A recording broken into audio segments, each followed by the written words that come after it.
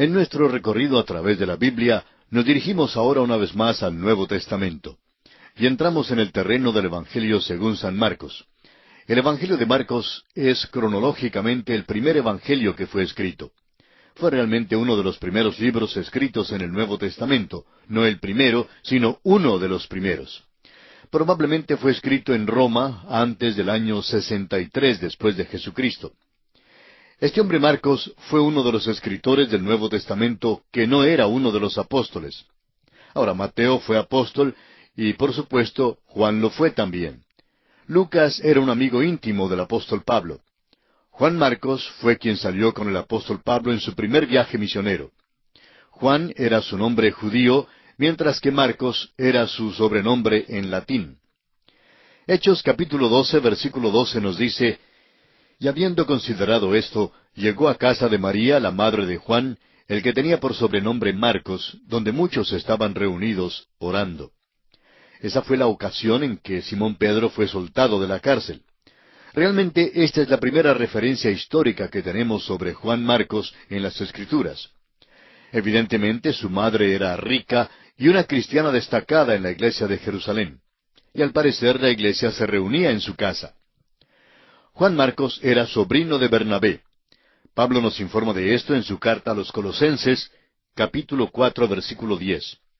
Y al parecer era hijo espiritual de Simón Pedro, porque cuando Pedro escribió su primera epístola, en el capítulo 5, versículo 13, dijo: La iglesia que está en Babilonia, elegida juntamente con vosotros, y Marcos mi hijo, os saludan.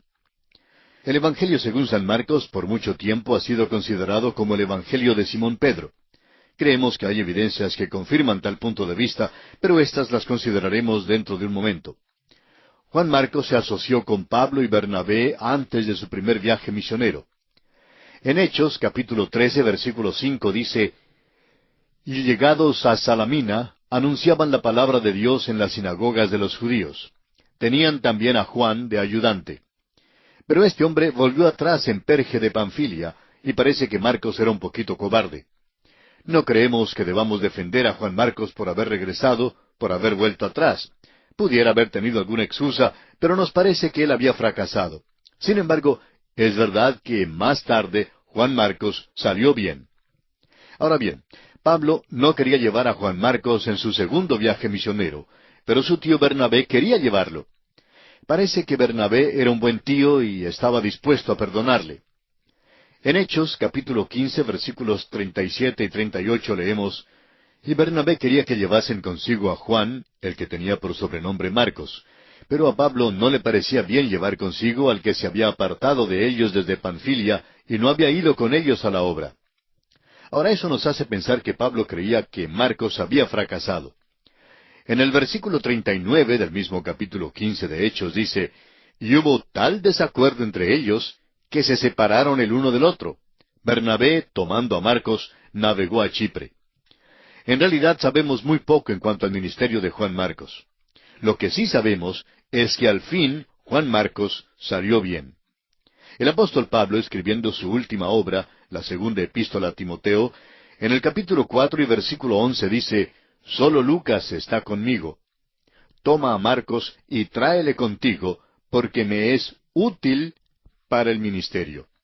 Siempre ha existido la pregunta de si Marcos forma parte de la historia del Evangelio o no.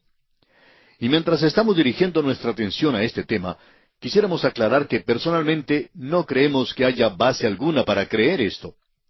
Se dice que este hombre Marcos recibió los hechos del Evangelio de Pedro. Otros dicen que recibió la explicación del Evangelio de Pablo. Estamos más dispuestos a aceptar lo primero. Ahora, ¿por qué hay 4 evangelios? En primer lugar, porque fueron escritos a diferentes grupos de personas.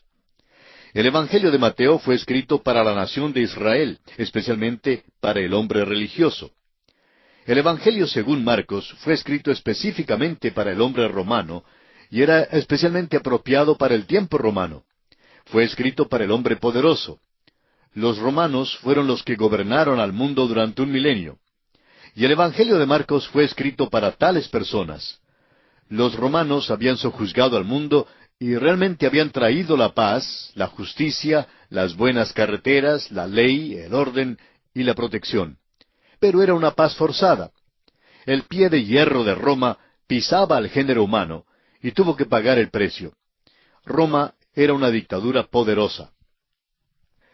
El doctor D. S. Gregory lo ha expresado así: el romano debía procurar, con un poder humano, el perfeccionamiento de la humanidad, subordinando al individuo bajo la autoridad del Estado, haciendo al Estado universal.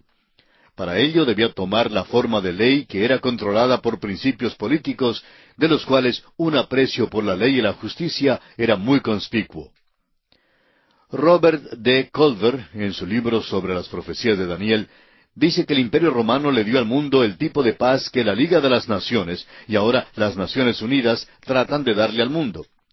Este tipo de paz ya había sido probado por los romanos y era una paz incitada por el mundo, forzada sobre el mundo y guardada en las manos de un hombre muy poderoso.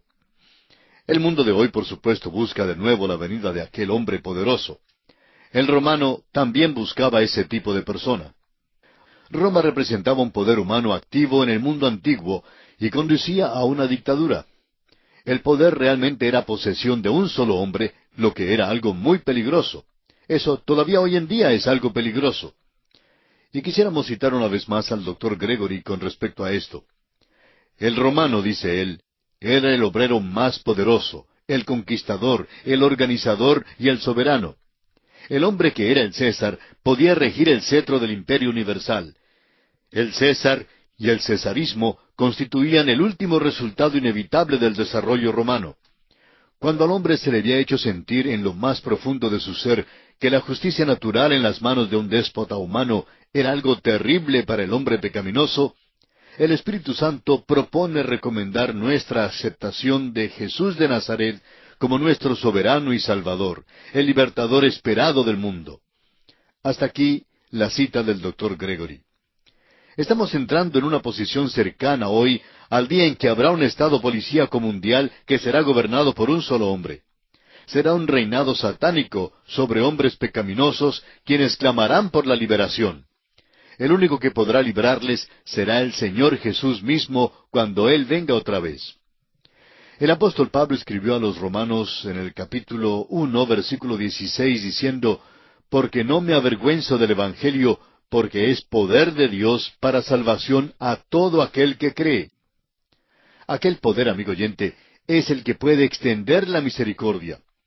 En los días en que reinaban los Césares, el mundo suspiraba por la misericordia, pero todo lo que recibió fue poder. Era un tiempo cuando nadie se atrevía a resistir ese poder, porque resistirlo significaba la muerte misma. Era imposible huir de ese poder, y nunca se podía salir de los límites de aquel poder. Fue en aquel tiempo cuando Dios envió un mensaje especial para aquel segmento de la población, y Juan Marcos fue su escritor. Ahora, Juan Marcos nos da el relato del Evangelio de Simón Pedro. La iglesia primitiva creía que eso era verdad y así lo sostuvo. Por ejemplo, Papias, uno de los primeros padres de la iglesia, anotó que Juan Marcos recibió su Evangelio de Simón Pedro, y quisiéramos citarle ahora. Dijo Papias: «Marcos, el intérprete de Pedro, escribió con mucho cuidado todo lo que él recordó, pero no según el orden de los discursos ni de las obras de Cristo». Ahora Eusebio dice que tal luz de piedad resplandeció en las mentes de aquellos que oyeron a Pedro, que no quedaron satisfechos con oír una sola vez, ni con la doctrina no escrita, sino que seriamente imploraron a Marcos que les pusiera por escrito la doctrina que habían recibido mediante la predicación. Y así fue que recibimos el Evangelio de San Pedro por medio de Juan Marcos. Es un evangelio de acción porque Simón Pedro era tal tipo de hombre. Es un evangelio de acción escrito para el hombre romano, un hombre de acción. Hagamos ahora una comparación de los 4 evangelios. Mateo presenta a Jesús como el rey, como el león. Marcos presenta a Jesús como el siervo, el buey. Lucas presenta a Jesús como el Hijo del Hombre, cara del hombre. Juan presenta a Jesús como el Hijo de Dios, el águila. En Marcos, Jesús pone a un lado el ropaje real de su propia majestad y se ciñe el paño de servicio. El énfasis en Marcos es sobre el hacer y no sobre el hablar. Los milagros predominan en este evangelio. Los 4 evangelios también pueden ser comparados considerándolos como diarios metropolitanos. Mateo lleva los avisos y los anuncios. He aquí, el reino de los cielos se ha acercado. Ahora Lucas lleva las ediciones extras, los cánticos de la Natividad, las parábolas del buen samaritano y del hijo pródigo. Juan, por su parte, escribe los editoriales, acerca del discurso sobre el pan de vida, la luz del mundo y el discurso en el aposento alto. Marcos lleva los titulares excitantes, Jesús vino, Jesús solo, y ha resucitado. El versículo clave de este Evangelio de San Marcos lo encontramos en el capítulo 10, versículo 45. Allí dice, porque el Hijo del Hombre no vino para ser servido, sino para servir y para dar su vida en rescate por muchos. Veamos ahora las características del Evangelio de San Marcos. Primero, Jesús vino. Marcos arraiga esta frase en la profecía de Isaías y en la proclama de Juan el Bautista. Jesús es presentado como el siervo de Jehová. Esto da cumplimiento a la profecía de Isaías, capítulo 42, versículos 1 y 2, donde dice, He aquí mi siervo, yo le sostendré, mi escogido, en quien mi alma tiene contentamiento. He puesto sobre él mi espíritu. Él traerá justicia a las naciones. No gritará ni alzará su voz, ni la hará oír en las calles. Bernard, en las conferencias de Bampton en 1864, dijo en cuanto al Evangelio de Marcos, lo dicho por San Pedro a Cornelio ha sido considerado como un lema apropiado para este Evangelio. Dios ungió con el Espíritu Santo y con poder a Jesús de Nazaret, quien anduvo haciendo bien y sanando a todos los oprimidos por el diablo. Cristo anduvo haciendo bien. Cuán desconcertante es que nosotros nos quedamos tan satisfechos con simplemente andar. Leemos muchísimo hoy en día en cuanto a las protestas y las marchas. Oímos hablar de los bienhechores, tanto políticos como predicadores. Todos hablan en cuanto a hacer el bien, pero no lo hacen. Simplemente están andando, pero no haciendo bien. El Señor Jesús vino en toda la gracia de su humanidad y en la plenitud de su deidad, haciendo el bien. Pero este es solamente el principio del Evangelio. Él murió y resucitó, y no fue sino hasta entonces que Él dijo a los suyos, Id por todo el mundo y predicad el Evangelio. El Evangelio había sido completado. Hoy en día, este es el Evangelio. Ahora, el estilo de Marcos es breve y brusco, pertinente y eficaz, corto y de lectura agradable. El Evangelio de Marcos es libre de toda verbosidad excesiva y va directamente al grano. Este es el Evangelio de acción y logro. Aquí Jesús no está adornado de palabras ni de narraciones, sino que está ceñido por la acción. El Evangelio según San Marcos está escrito en un estilo simple. Está diseñado para el pueblo. Es interesante notar que la conjunción y ocurre más que cualquier otra palabra en este Evangelio. Se dice que ocurre unas 1331 veces. No las hemos contado, amigo oyente, pero si lo duda, bien puede contarlas usted mismo. Francamente, si hubiéramos entregado una ponencia, un ensayo, un examen en la universidad con tantas íes entrometidas, pues nos habrían calificado de 0. Sin embargo, es una palabra potente cuando se usa correctamente. Es una palabra de acción y significa que algo va a seguir. Hay muchos predicadores, especialmente entre los jóvenes, que hacen uso de la palabra y. Pero el momento en que dicen y, amigo oyente, tienen que seguir diciendo algo más. No se puede dejar de hablar después de la palabra y. Y siempre denota más acción. Marcos escribió este Evangelio en Roma, evidentemente para los romanos. Los romanos eran muy activos y aprobaban el poder y la acción. Ellos querían saber la respuesta a esta pregunta. ¿Es poderoso Jesús para hacer el trabajo? Este Evangelio es lo suficientemente breve como para que un hombre que esté muy ocupado lo pueda leer. Se cita pocas escrituras del Antiguo Testamento y se explica las costumbres judías, lo cual da prueba adicional de que fue escrito para extranjeros. Mateo nos da una genealogía porque un rey tiene que tener una genealogía.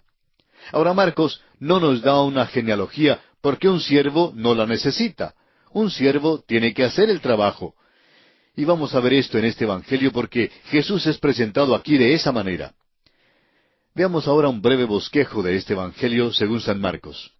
Encontramos aquí las credenciales de Cristo. Primero, Juan presenta al siervo. Esto se encuentra en el capítulo 1, versículos 1 al 8. En segundo lugar, Dios el Padre identifica al siervo. Marcos 1, del versículo 9 al 11. En tercer lugar, la tentación inicia al siervo. Capítulo 1, versículos 12 y 13. En cuarto lugar, palabras y obras ilustran al siervo. Marcos 1, versículo 14, hasta el capítulo 13, versículo 37. Y esto se divide en dos secciones. Primero, ilustran al siervo por medio de milagros. Milagros de sanidad física, milagros sobre la naturaleza, o sea, naturales. Milagros sobre demonios, o sea, espirituales. Y la resurrección de entre los muertos, o sea, lo sobrenatural. También estas palabras y estas obras ilustran al siervo por medio de parábolas y enseñanzas. Primero, parábolas. Segundo, por enseñanzas misceláneas. Y tercero, por incidentes. Y en quinto lugar, encontramos que la muerte, la sepultura y la resurrección garantizan al siervo, y esto lo encontramos en el capítulo 14, versículo 1, hasta el capítulo 16, versículo 20. Todo esto, amigo oyente, había de introducción. Y ahora vamos a entrar en el estudio del capítulo 1 de San Marcos. En este capítulo, Juan anuncia y bautiza a Jesús.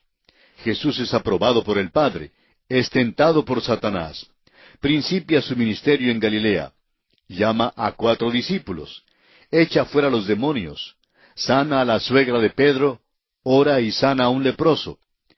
Probablemente hay más contenido en este capítulo de Marcos que lo que hay en cualquier otro capítulo en toda la Biblia. Compárelo, por ejemplo, con Génesis capítulo 1. Abarca este capítulo el ministerio de Juan el Bautista después de volver nuestra atención al Antiguo Testamento, a las profecías de Isaías y de Malaquías. Incluye el primer año del ministerio de Jesús, luego siguiéndole paso a paso en sus actividades de un sábado muy ocupado. Concluye el capítulo con la obra poderosa de Cristo al sanar al leproso. Aquí veremos que a pesar de la atención de su vida activa, Jesús siempre apartó tiempo para la oración. Este capítulo tan lleno de contenido se hace notable por la ausencia de una genealogía, la cual es un aspecto tan sobresaliente en el Evangelio según San Mateo. Ya hemos declarado por qué no se halla la genealogía de Jesús en San Marcos. Un rey necesita una genealogía, pero un siervo necesita referencias y no una partida de nacimiento. Para el siervo no es cuestión de sus antepasados, sino de sus acciones. ¿Es capaz o no de hacer el trabajo? El siervo de Jehová se señala aquí por sus logros. Además de esto, a los romanos y a los otros pueblos gentiles no les importaría la genealogía de Jesús, la que databa desde Abraham. Al comenzar el estudio del texto de este Evangelio, vamos a pedirle a Dios que nos ponga en una relación vital con Jesús. Vamos a contemplar al Señor Jesucristo. El doctor A. J. Gordon escribió, «La mirada salva, pero la contemplación santifica». Consideremos ahora las profecías con respecto a la vida de Juan el Bautista. Leamos los primeros 3 versículos de este capítulo 1 de San Marcos. Principio del Evangelio de Jesucristo, Hijo de Dios. Como está escrito en Isaías el profeta, «He aquí yo envío mi mensajero delante de tu faz, el cual preparará tu camino delante de ti.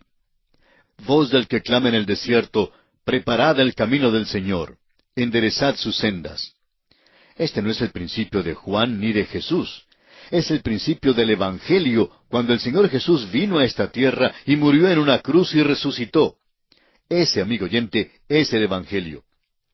Hay 3 principios que se registran en las Escrituras, y vamos a notarlos en orden cronológico. Primero, en el principio era el Verbo. Juan 1:1. Esto vuelve a un principio sin fecha, un principio antes de todo tiempo. Aquí la mente humana solo puede andar a tientas. Es lógico más bien que cronológico, porque, en nuestra opinión, tenemos que tener algún punto de partida en alguna parte del pasado para poder tener una base o principio. Si vemos un avión en el aire, suponemos que debe haber un aeropuerto en alguna parte. Puede que no sepamos dónde está, pero sabemos que el avión despegó de algún lugar. Asimismo, cuando miramos alrededor, al universo, sabemos que partió de algún lugar y que en alguna parte hay un Dios, pero no sabemos nada en cuanto a aquel principio. Dios sale de la eternidad para encontrarnos. Nosotros simplemente pensamos en alguna parte donde Él puede encontrarse lo más lejos en el pasado que podamos recordar, y tenemos que admitir que Él ya existía aún antes de eso. En segundo lugar, en el principio Dios creó los cielos y la tierra. Génesis 1:1. Aquí es donde pasamos de la eternidad al tiempo. Sin embargo, aunque muchas personas han tratado de fechar a este universo, ningún hombre hasta el momento ha podido medir el tiempo exacto de su existencia. Las suposiciones de los hombres han variado desde los 6,000 años hasta los 3 billones de años o más. Bien, podríamos volver aún más allá de lo que alguien pueda suponer. El universo probablemente ha estado aquí por un tiempo larguísimo. Conocemos tan poquito ahora, pero cuando lleguemos a la presencia de Jesucristo, donde conoceremos aún como somos conocidos, nos daremos cuenta de cómo hemos visto, como por un espejo, oscuramente. Estamos seguros que nos admiraremos de nuestra torpeza e ignorancia. Nuestro Dios, amigo oyente, es un gran Dios. Él tiene tiempo en abundancia. Y aquí vamos a detenernos por esta ocasión. Continuaremos estudiando el capítulo 1 del Evangelio según San Marcos en nuestro próximo programa.